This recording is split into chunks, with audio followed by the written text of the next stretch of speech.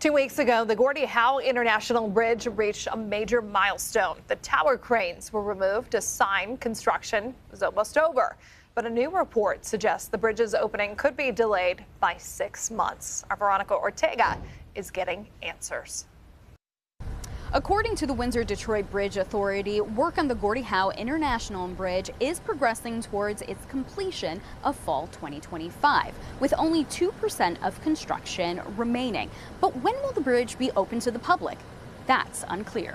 I reached down to the WDBA for an interview over the phone. I was told no one was available to answer questions on camera this week, but a statement from Heather Grondin, the Chief Relations Officer for the agency, was provided. In it, she says, as with any major construction project at this stage, it's too early to offer a specific opening date for the Gordie Howe International Bridge. All right, let's cut through the noise here. The story you're not being told is very simple. Donald Trump saw danger at America's doorstep. He acted. That's the short version. Weak leaders are begging for patience and looking the other way. Trump said no. He slammed the door shut. This wasn't about politics. It was about protecting American jobs, securing families, keeping them safe, showing the world that America won't bend. That's leadership. Trump's a lion. That's strength. And that's what this fight is about. The Gordie Howe International Bridge was supposed to be the crown jewel of cross-border trade, a shiny $5 billion project linking Detroit and Windsor. But Trump looked past the ribbon-cutting hype and saw reality. That bridge wasn't just a highway for goods. It was a highway for risk, fentanyl, illegal crossings, and cartel pipelines all flowed through the corridor. So Trump shut it down. Now critics are screaming, "Oh, chaos! Oh, it's all terrible!" But ordinary Americans? They see the truth. He wasn't protecting Canada's ambitions. He was protecting American lives. This is the latest addition to the Gordie Howe International Bridge. Canadian and American flags now in place at the center of the span where the two bridge decks join. Officials with the Windsor-Detroit Bridge Authority tell CTV News this bridge is now 98% done. We are making progress towards our anticipated completion this year. Heather Grondin is quoted in a statement to CTV News. Grondin says, however, it's too early to pinpoint the day when traffic can flow across the $6.4 billion bridge. CTV News has also confirmed the CBSA handover started this past winter, allowing the border agency to install equipment. Officials with U.S. Customs and Border Protection, however, deferred our questions back to the Bridge Authority. Citing security implications, Grondin won't say whether or not CBP has been handed the keys to their port of entry buildings. Even local reporters see it. Carney's crown jewel bridge is already wobbling, delays prove weakness, and there's no progress under his watch. Without Trump's intervention, that bridge would have become another open door for smugglers. Instead, it's become a symbol of America's refusal to let foreign interests dictate our security. Canada called it reckless. Trump called it necessary. And guess who history is going to agree with? Just saying. The fallout was immediate and it was brutal for Canada, not for the United States. Factories across Ontario and Windsor ground to a halt. Supply chains snapped like twigs. And the trucks that pour into and across, the borders are sitting idle. Carney, who spent years tying Canada's future to U.S. trade routes, is suddenly having nothing but excuses. His integration-first gamble, that is backfiring terribly. We got workers losing shifts, exports are piling up, and families who depend on cross-border paychecks are left scrambling. Trump didn't cause the collapse. Carney did. By betting everything on a neighbor that he thought would never call the bluff, Trump showed Canada what happens when you lean on America too much while ignoring your own weaknesses.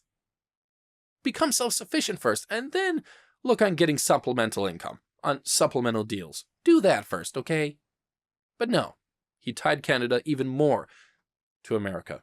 The bridge that was supposed to be Carney's prize project now is looking like a $5 billion waste, a mistake. That's pretty rough. It's underused and overhyped. In one move, Trump exposed Canada's dependency again and forced it to confront reality. You can't build prosperity on the back of other nations' goodwill. Eventually, it could run out, and usually does. You either stand on your own or fall hard. When support is suddenly pulled away from you like that, Canada chose dependency. Trump chose strength. Now, let's talk about the real reason Trump made the move. National security. You see, for years, law enforcement has warned that the Detroit-Windsor corridor isn't just trade routes. It's a funnel for fentanyl, human trafficking, smuggling, cartel trafficking. Drugs that kill thousands of Americans every year don't magically appear. They don't just poof into Ohio or Michigan.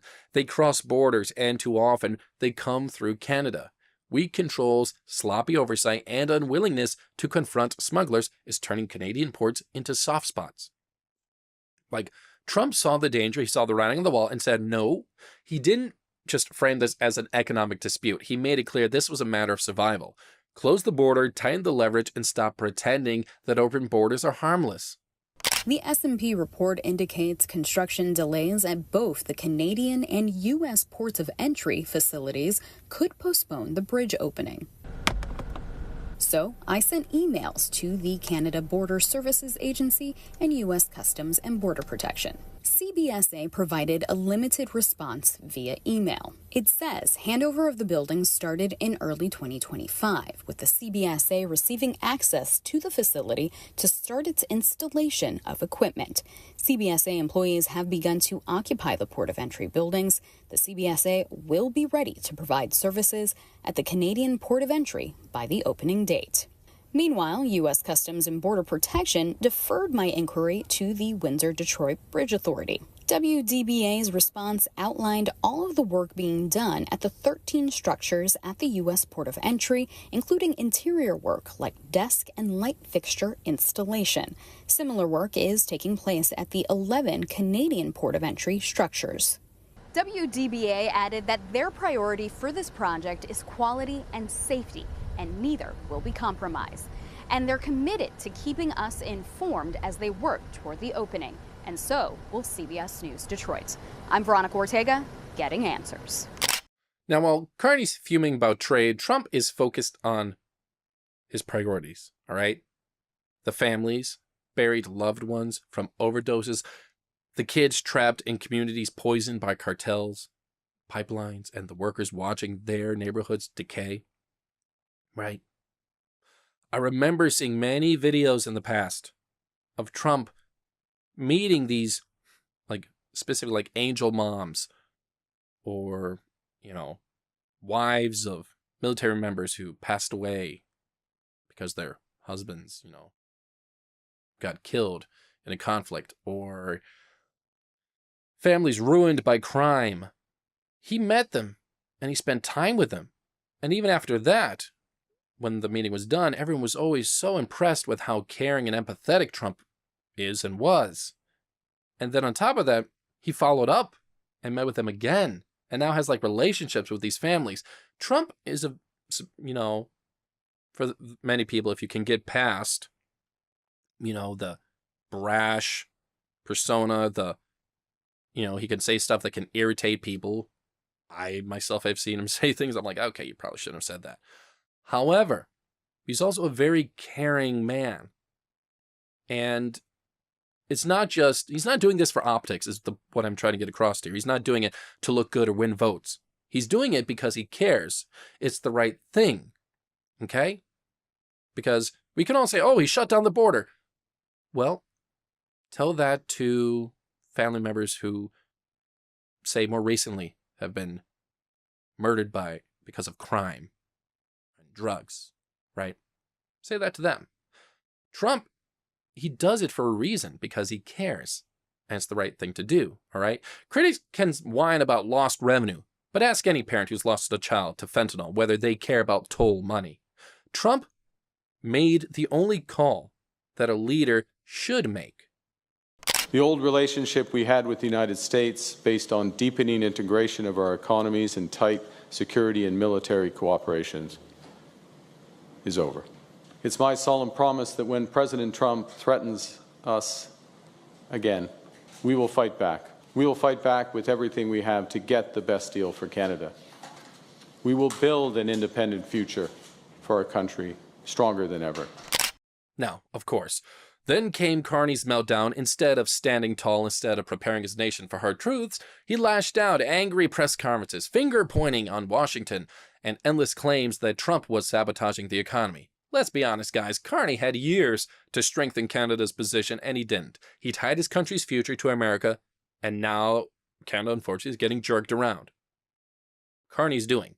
He ignored the warnings about border crime, and then when the hammer dropped, he had no plan.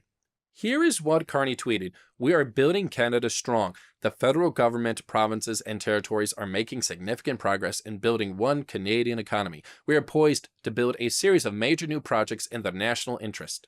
We are strengthening our trade partnerships throughout the world." And there it is. There it is. Political lies, noise, spin, all dressed up as progress. Carney's talking of building Canada strong, but behind those words is shuttered factories, lost jobs, desperate excuses. That's not leadership. That's a press release covering severe failure. That's not leadership. That's desperation. He called Trump reckless. But Canadians are seeing something very differently. They see their prime minister blaming others instead of offering solutions. Trump was busy defending America. Okay, not just because, as I said before, I made a point of it, that it was the right thing to do, but because he knows these families. He has a relationship. He deeply cares and loves America. I genuinely believe that. Okay? And I would love for Canada to get a prime minister that does the same for Canada. I would love it. I'd be so happy for them. Like, Carney is busy defending his reputation. And that's the contrast that matters. One man acts to protect his people because he cares, and it's the right thing to do. The other man is whining when his dependency is exposed. That's the difference between strength and weakness. And it can't be more clear. Trump's move didn't just highlight the weakness of Canada's economy. It also made America look stronger at home. While factories in Windsor and Ontario are slowing down, factories in Michigan and Ohio are seeing something very different. A president putting them first. For years, workers complained about losing jobs to foreign competition. I read a comment on one of our previous videos. It talked about how their dad was a farmer for years, and jobs and opportunities were taken away because of Canada, because of I believe it was the situation that was happening there. Okay? Workers complaining about losing their jobs to foreign competition, about supply chains depending too heavily on outside countries. Trump's shutdown set a clear message to everybody. Those days are over. America wasn't going to bend over backwards to keep Canada happy while its own workers are paying the price. The narrative changed overnight. Trump was cast as the man defending American sovereignty, while Carney's looking like a leader begging for scraps. The more Canada stumbles around, the more American strength is projecting everywhere. America is feeling really confident right now, and that contrast in strength in Washington versus panic in Ottawa is speaking louder than any press conference ever could. Trump's America is standing tall, while Carney's Canada is crumbling. Some call it a trade war, others call it a crisis. The reality is, it's a wake-up call. The dependent country, okay? I believe I talked about earlier how it's almost like an addict type of situation. They need America, and now suddenly, now Canada's going through withdrawal. Okay, Trump proved what happens when you play hardball on the very country that you're depending everything from. Like, he is forcing Canada to face the truth. Now, Canada retaliated with tariffs, paperwork, and angry speeches. But come on, none of it matched the leverage that Trump holds. America's the buyer of the world. America is the largest consumer market. America is Canada's main market. Like, they have all the leverage. Carney's so-called retaliation only exposed how desperate Canada was to cling to trade it can't afford to lose anymore. Trump didn't flinch. He knows the United States will easily outlast its neighbor in any economic showdown. And he's right. For every Canadian press release, there was an American paycheck saved. For every Canadian protest, there was an American family reassured that their leader was standing up to decades of bad deals. That's not chaos. That's strategy. At the core, this was never about tariffs. It was about sovereignty. Trump is proving America won't be a playground for smugglers or weak leaders. Carney's floundering. Trump's standing tall, willing to take heat for security. history will remember the difference. One man will be remembered for accomplishing nothing. Even the most liberal and biased of history books, oh gosh, they would have to lie through their teeth to the point of it being nauseating for them to be able to say that Carney did anything. So even when remotely truthful, we'll be like, yeah, Carney was not that great. But Trump, he could be irritating, abrasive, but he was a great president, okay?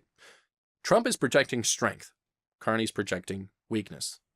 America isn't waiting around, it's leading. And that's all that I have for you today, guys. From us here at the Zone Media Network, I'm Griffin, your host. Feel free to head on over to American Zone for all the latest American news, where you'll see me there also at times. Don't forget to like, subscribe, comment down below. Let me know what you think about all this. I do read the comments. I love you all, guys, and I will see you in the next one. Take care.